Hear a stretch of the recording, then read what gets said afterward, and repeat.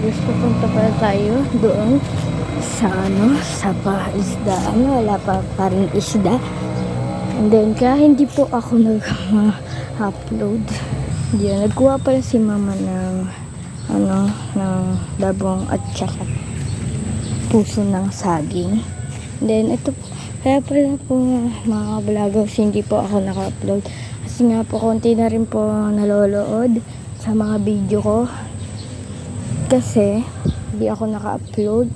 Kasi nung naka-upload po ako, wala na rin po lolood sa video ko. Ito po pala, kalabasa.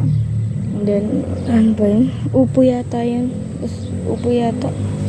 Guys, malalaki na to. Yung simulang nag-video ako, maliliit pa to guys, mga ka-vloggers. And then, may net na pala dyan. Hinarangan na rin. Tsaka, dito may palasgusan doon yung mga kangkong. Ayun lang guys. Yun. Kaya mag-subscribe, mag-like, and share. Laging gagawin nyo po yun.